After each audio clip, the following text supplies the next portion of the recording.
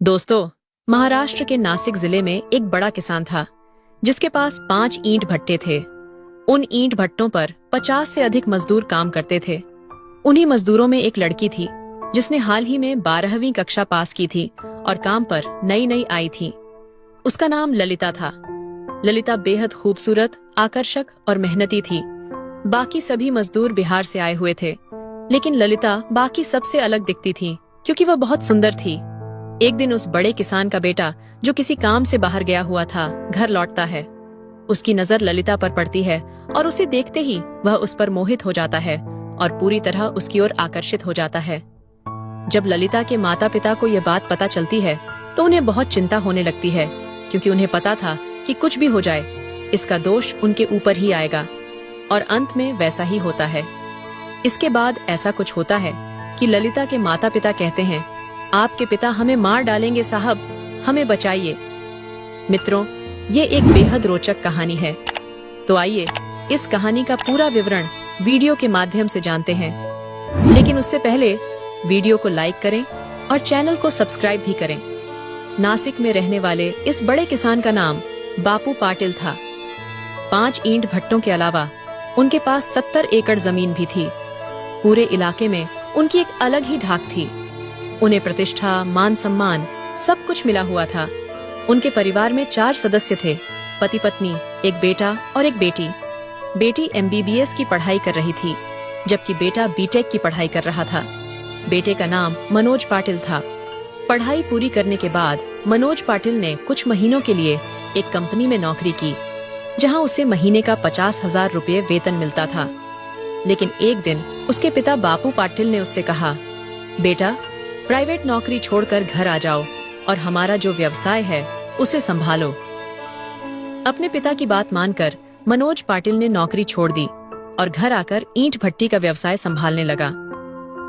एक दिन सुबह जब वह बाहर घूम रहा था, उसने देखा कि एक लड़की कीचड़ में खड़ी है। वह पानी डालकर कीचड़ भिगो रही थी और फावड़े से उसे मिलाने की कोशिश कर रही थी। फिर वह अपने पैरों से कीचड़ को अच्छी तरह से मिक्स कर रही थी। उसके माथे पर पसीने की बूंदें मोतियों की तरह चमक रही थीं। वह पूरी तरह पसीने से तरबतर थी, फिर भी अपने काम में तल्लीन थी। मनोज पाटिल उसे बस देखता ही रह गया। उसका चेहरा पसीने से चमक रहा था और उसके हाथ पैर पूरी तरह मिट्टी से सने हुए थे। वह लड़की ललिता थी। जब ललिता की नजर मनोज पाटिल पर पड़ी तो वह तुरंत कीचड़ से बाहर आई और पास में रखा दुपट्टा उठाकर अपने ऊपर डाल लिया। मनोज पाटिल कुछ पल उसे देखता रहा और फिर अपने ऑफिस लौट गया। दूसरे दिन मनोज पाटिल फिर वहां गया। उसने देखा कि ललिता फिर से कीचड़ में काम कर रही थी। वह पसीने से भीगी हुई थी और अपने पैरों से कीचड़ मत रही थी, जिसका उपयोग ईंट बनाने के लिए किया जाता है। जब ललिता की नजर फिर से मनोज पाटिल पर पड़ी तो उसने तुरंत अपना दुपट्टा उठाकर खुद पर ओढ़ लिया। इकट्ठा करती थी। वह हमेशा किसी न किसी काम में लगी रहती थी। तीसरे दिन जब मनोज पाटिल वहां गया तो उसने देखा कि ललिता वहां नहीं थी। उसके माता पिता भी वहां नहीं दिखे। उसने इधर उधर हर जगह उन्हें ढूंढा। उसने पूरी ईंट भट्टी का कोना कोना छान मारा। जहां वे लोग खाना बनाते और खाते थे वहां भी गया, लेकिन ललिता कहीं नहीं दिखी। थक हार कर मनोज पाटिल पसीने से तरबतर अपने ऑफिस में वापस आया और सोफे पर बैठ गया। उसने एसी चालू किया और कुछ देर शांत बैठा रहा। फिर वह दोबारा बाहर गया। शाम को वह फिर से उन्हें देखने गया, लेकिन ललिता कहीं नहीं दिखी। पूरे हफ्ते भर मनोज पाटिल ईंट भट्टी के आसपास चक्कर लगाता रहा, लेकिन ना ललिता दिखी और ना ही उसके माता पिता। 8वें दिन मनोज पाटिल फिर वहां गया और उसने देखा कि ललिता फिर से उस कीचड़ में काम कर रही थी। उसे देखकर मनोज पाटिल बहुत खुश हुआ। वह तुरंत उसके पास गया और बोला, तुम कहाँ गई थी? ललिता ने कहा, मैं कहीं नहीं गई, मैं तो यहीं थी। मनोज पाटिल बोला, मैं रोज यहाँ आता हूँ, लेकिन तुम दिखाई नहीं दी। तुम यहाँ कैसे थी? इतने में ललिता के माता पिता वहां आ गए। उन्होंने मनोज पाटिल को नमस्कार किया, क्योंकि उन्हें पता था कि वह मालिक का बेटा है और हाल ही में यहाँ आया है। मनोज पाटिल ने उनसे बात करते हुए पूछा, आप लोग यहाँ कितने सालों से काम कर रहे हैं? ललिता के पिता ने उत्तर दिया, हम यहाँ 15 सालों से काम कर रहे हैं। मनोज पाटिल ने फिर ललिता के बारे में पूछा। तब उसके पिता ने बताया, यह हमारी बेटी है। इस पर मनोज पाटिल बोला, आपकी बेटी बहुत मेहनती है। यहाँ की लड़कियां इतना काम नहीं करती। हमारे घर में तो लड़कियां रोटी बनाने के लिए आटा भी नहीं गूंथती, और आपकी बेटी तो पूरी ट्रॉली की मिट्टी गूंथ रही है। कितनी मेहनती है। इस पर ललिता के माता पिता बोले, हाँ भैया, वह बहुत मेहनती है, बहुत काम करती है। मनोज पाटिल ने कहा, आपकी बेटी बहुत अच्छी है। ये सुनकर ललिता तुरंत बोली, थैंक यू। उसके इन 2 अंग्रेजी शब्दों पर उसके माता पिता को बहुत गर्व हुआ। उन्होंने कहा, भैया, हमारी बेटी पढ़ी लिखी है, बहुत होशियार है। पहले वह अपनी दादी के पास रहती थी, वहीं से उसने 12वीं पास की। लेकिन उसकी दादी का निधन हो गया, इसलिए वह अब हमारे पास आ गई। अब हम उसे यहीं रखते हैं। 1-2 साल में उसकी शादी कर देंगे और वह चली जाएगी। तब ललिता के माता पिता ने उसकी तारीफ करते हुए बताया कि वह पढ़ाई में बहुत होशियार थी। मनोज पाटिल ने पूछा, किस विषय में 12वीं की है? ललिता ने कहा, कॉमर्स में की है। ये सुनकर मनोज पाटिल बहुत हैरान हुआ और बोला, कॉमर्स? यह तो बहुत कठिन होता है। ललिता हंसकर बोली, कुछ भी कठिन नहीं होता। मेरा पसंदीदा विषय अकाउंटिंग था। मनोज पाटिल ने उससे कुछ सवाल पूछे, जिनका उसने सही उत्तर दिया। मनोज पाटिल अपने मोबाइल पर चेक करने लगा कि वह सही बोल रही है या नहीं। ललिता ने सभी सवालों के सही उत्तर दिए। तब मनोज पाटिल बहुत हैरान हुआ और उसकी बुद्धिमत्ता से प्रभावित हो गया। वह बोला, क्या तुम इस ईंट का क्षेत्रफल निकाल सकती हो? ललिता हंसकर बोली, सिर्फ ईंट का क्यों? आप बोलो, मैं पूरी ईंट भट्टी का क्षेत्रफल निकालकर बता सकती हूँ। अगर चाहो तो जिस चिमनी का क्षेत्रफल जानना है वह भी बता सकती हूँ।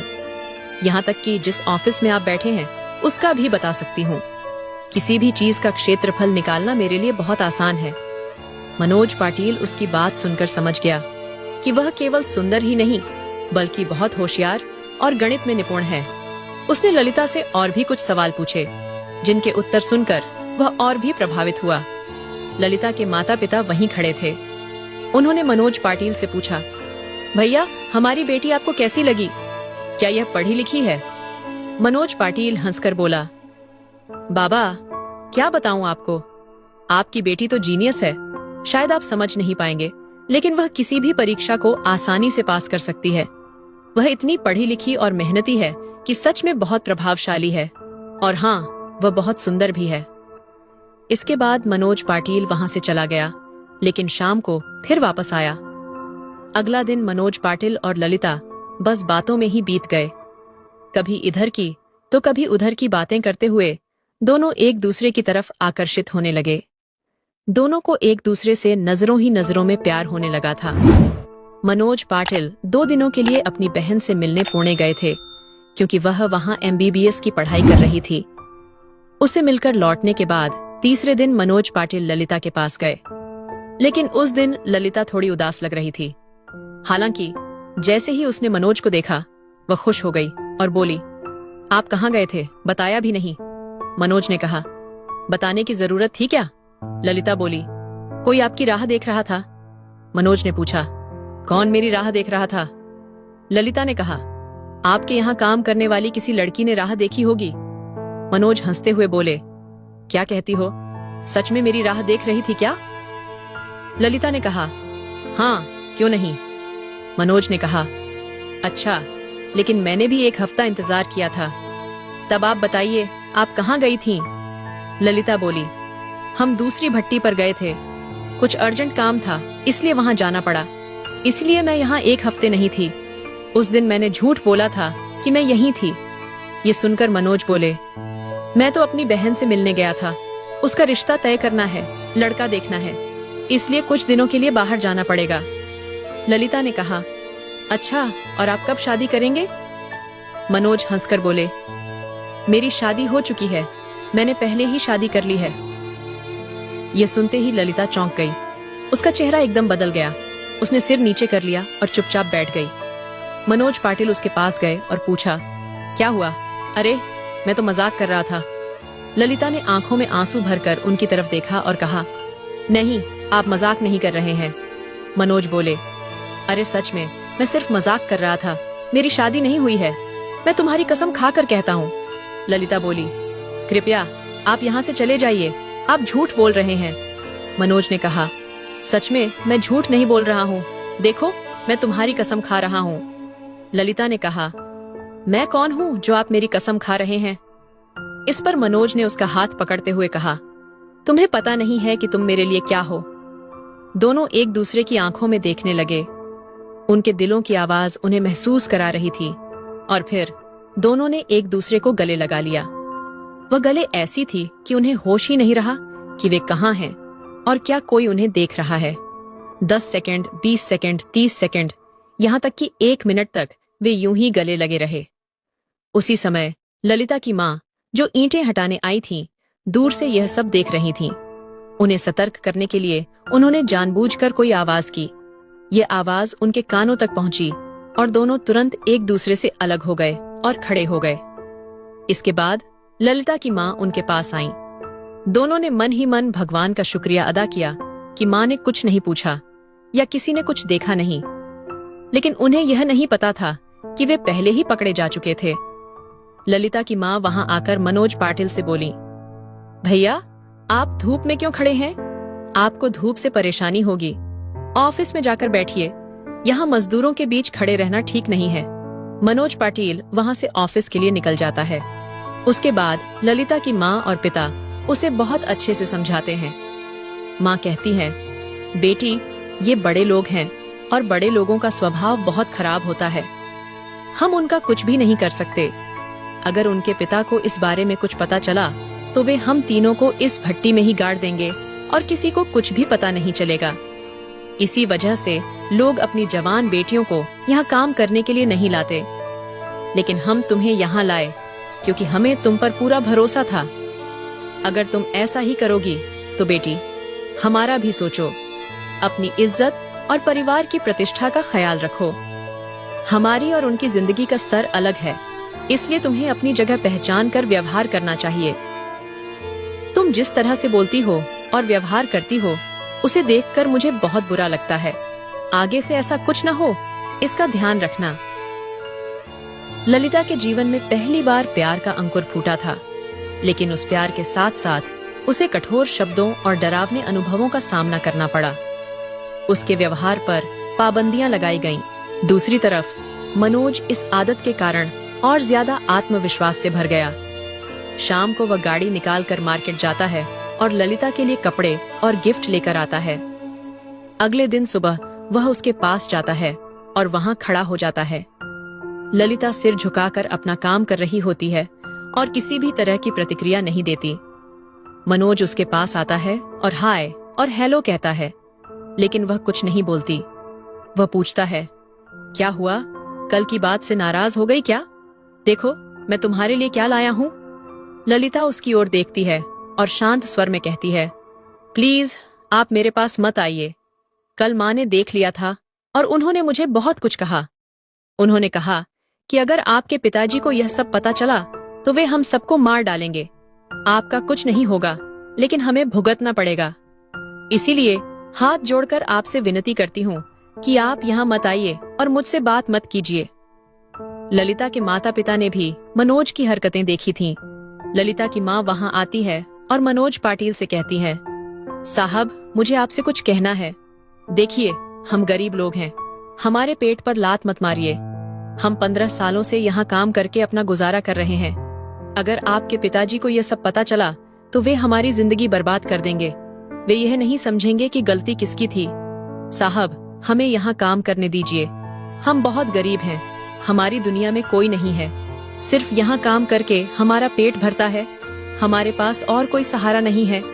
साहब आपके पास तो पूरी दुनिया है, लेकिन हमारे लिए कृपया कोई मुश्किल खड़ी मत कीजिए, हम पर दया कीजिए। बस आपसे हाथ जोड़कर विनती करती हूँ कि जो कल आपने मेरी बेटी के साथ किया वह फिर से मत कीजिए। ललिता की माँ की बात सुनकर मनोज वहाँ से चला जाता है और ऑफिस में जाकर उदास मन से बैठ जाता है। उसके जाने के बाद ललिता वहीं बैठकर रोने लगी, क्योंकि उसने कभी सोचा भी नहीं था कि उसके पहले प्यार का ऐसा अंत होगा। मनोज पाटिल का घर भट्टी से 4-5 किलोमीटर दूर था। शाम को वह घर लौटा। खाना खाते समय वह अपने पिता से कहता है, बाबा मुझे शादी करनी है।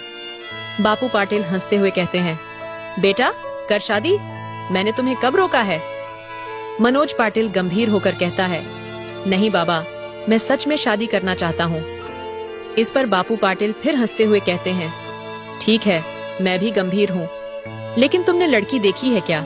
क्योंकि मैंने पहले ही कहा था कि लड़की ढूंढ लो, ये जिम्मेदारी मुझ पर मत डालना।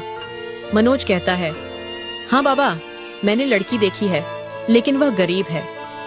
ये सुनकर बापू पाटिल कहते हैं, बेटा, गरीब या अमीर होना कोई मुद्दा नहीं है, लड़की अच्छी होनी चाहिए। हमारे घर में किसी चीज की कमी नहीं है और हम किसी से दहेज भी नहीं मांग रहे। आगे बोलो। मनोज कहता है, बाबा, वह लड़की थोड़ी कम पढ़ी लिखी है। ये सुनकर बापू पाटिल गंभीर हो जाते हैं और कहते हैं, देख बेटा, मैंने तुम्हें इंजीनियर बनाया है ताकि तुम ऐसा मूर्खता भरा काम न करो। अशिक्षित लड़की से शादी नहीं हो सकती, ये मैं साफ कहता हूँ। मनोज जवाब देता है, नहीं बाबा, वह पूरी तरह अशिक्षित नहीं है। जितनी उसने पढ़ाई की है, उससे दुगुना ज्ञान उसके पास है। वह बहुत समझदार है। ये सुनकर बापू पाटिल कहते हैं, ठीक है, और कोई खास बात है उसके बारे में? मनोज कहता है, बाबा, वह लड़की भट्टी पर काम करती है। ये सुनकर बापू पाटिल चौंक जाते हैं और कहते हैं, ये क्या कह रहे हो? मनोज जवाब देता है, हाँ बाबा, वह भट्टी पर ही काम करती है। बापू पाटिल पूछते हैं, कौन सी भट्टी पर? मनोज कहता है, जहाँ मैं ऑफिस में बैठता हूँ। बापू पाटिल फिर पूछते हैं, अच्छा, उसका नाम क्या है? मनोज कहता है, बाबा, उसका नाम ललिता है, वह अपने माता पिता के साथ वहीं रहती है। ये सुनकर बापू पाटिल तुरंत अपने एक आदमी को फोन करते हैं और कहते हैं, भट्टी पर जाओ और तुकाराम, उसकी पत्नी और उसकी बेटी को तुरंत मेरे घर लेकर आओ, जल्दी करो। फिर वह गुस्से में मनोज पाटिल की माँ से कहते हैं, मैंने तुमसे कितनी बार कहा था कि लड़के को भट्टी पर काम करने मत भेजो, वहाँ कुछ जादू टोना करने वाले लोग होते हैं। लेकिन तुम्हें तो लड़का हमेशा अपने पास चाहिए था। अब देखो, उसे भट्टी वाली लड़की पसंद आ गई है। हमने उसे पढ़ाई के लिए बाहर भेजा था या इस सब के लिए? कुछ देर बाद उनका आदमी भट्टी पर पहुंचता है। वह देखता है कि वे लोग खाना खा रहे हैं। वह उनके पास जाकर कहता है, चलो, बड़े साहब ने तुम्हें तीनों को तुरंत बुलाया है। ये सुनकर वे लोग बहुत डर जाते हैं। ललिता की माँ आगे बढ़कर उसके पैर पकड़ लेती है और कहती है, साहब, हमें बचा लीजिए, इसमें मेरी बेटी की कोई गलती नहीं है। ये सुनकर वह आदमी पूछता है, आखिर हुआ क्या है? मुझे कुछ नहीं पता, क्या तुमने कोई गलती की है? तब ललिता की माँ सारी बात समझाकर बताती है और कहती है, मेरी बेटी ने कुछ गलत नहीं किया, छोटे साहब ही हमेशा उसके पास आते थे। अब बताइए, ये बात वहाँ तक कैसे पहुँची और किसने पहुँचाई? अब हमारा क्या होगा? वह गिड़गिड़ा कर कहती है, साहब, हमें बचा लीजिए, नहीं तो हमें यहाँ से निकाल दीजिए, हम कहीं और चले जाएंगे। वह आदमी शांत होकर बोला, आप लोग सिर्फ अपने बारे में सोच रहे हैं। मुझ पर बड़े साहब ने जिम्मेदारी सौंपी थी कि उनके बेटे पर सही से नजर रखूं। ये सब मेरी नजरों से छुपकर हुआ। मुझे कुछ भी समझ नहीं आया कि आप लोग क्या खेल खेल रहे हैं। वहां जाकर सब पता चलेगा। चलिए, लेकिन वे लोग डर के मारे वहां जाने को तैयार नहीं हैं। तब वह आदमी बोला, बड़े साहब आपका कुछ नहीं करेंगे, इसलिए मेरे साथ चलिए, मैं भी आपके साथ ही रहूंगा। जो कुछ भी वह कहेंगे वह मुझे भी सुनना पड़ेगा। फिर रात के 11 बजे चारों वहां पहुंचते हैं। मनोज पाटिल की माँ पर्दे के पीछे छिपकर सब देख रही होती है। जैसे ही वे पहुंचते हैं, ललिता की माँ बापू पाटिल के पैर पकड़कर कहती है, साहब, कृपा करके हमें माफ कर दीजिए, मेरी बेटी की इसमें कोई गलती नहीं है, हमें बचा लीजिए। तब बापू पाटिल तुकाराम से कहते हैं, तुकाराम, अपनी पत्नी को उठाकर साइड में बैठो। फिर वे बाकी लोगों से कहते हैं, तुम सब चुप रहो। ये सुनकर सभी चुप हो जाते हैं। इसके बाद वे ललिता को बुलाते हैं और कहते हैं, ललिता, इधर आओ, ये बताओ कि तुम्हें उस पर प्यार है या वह तुमसे प्यार करता है, और मुझे ये भी बताओ कि सजा किसे देनी है। ललिता कहती है, उनकी कोई गलती नहीं है, सारी गलती मेरी है। आपको जो भी सजा देनी हो मैं भुगतने के लिए तैयार हूँ। तभी मनोज आगे आकर कहता है, नहीं बाबा, वह झूठ बोल रही है, गलती मेरी है। मैं ही उसके पास गया था, मैं ही पहले उससे बात करता था, इसलिए आप उसे कुछ मत कहिए। जो कुछ भी हुआ वह मेरी वजह से हुआ, उसकी कोई गलती नहीं है। ये सब सुनकर बापू पाटिल हंसने लगते हैं। फिर वे अपनी पत्नी को बुलाकर कहते हैं, इधर आओ, देखो ये लड़की है, बताओ कैसी दिखती है, सुंदर है या नहीं। उनकी पत्नी ललिता को देखती है और कहती है, हाँ यह तो बहुत ही सुंदर है। बापू पाटिल कहते हैं, ठीक है, तुम्हारा काम हो गया, ये लड़की सुंदर और मेहनती है। तुकाराम, तुम्हारे बारे में बात करूं तो पिछले 15 सालों से मैं तुम्हारी ईमानदारी और मेहनत देख रहा हूं। मुझे इस रिश्ते से कोई ऐतराज नहीं है। मेरा अनुभव कहता है कि ललिता और मनोज जिंदगी भर खुशी और सुख से रहेंगे। मुझे और क्या चाहिए। ये सुनकर ललिता के माता पिता कहते हैं, साहब, हमारे पास आपको देने के लिए कुछ भी नहीं है, लेकिन हम आपकी जिंदगी भर मुफ्त में सेवा करेंगे। बापू पाटिल हंसकर कहते हैं, अरे तुकाराम, अब तुम मेरे अपने हो गए हो, ऐसी बातें मत करो। इस तरह सब कुछ तय हो जाता है। बापू पाटिल ने धूमधाम से मनोज और ललिता की शादी करवा दी। ललिता ने आगे पढ़ाई शुरू की और खुशी खुशी अपना घर बसाया। तो दोस्तों, यही थी आज की कहानी। इस कहानी के बारे में आपकी क्या राय थी, ये कमेंट बॉक्स में जरूर बताइए।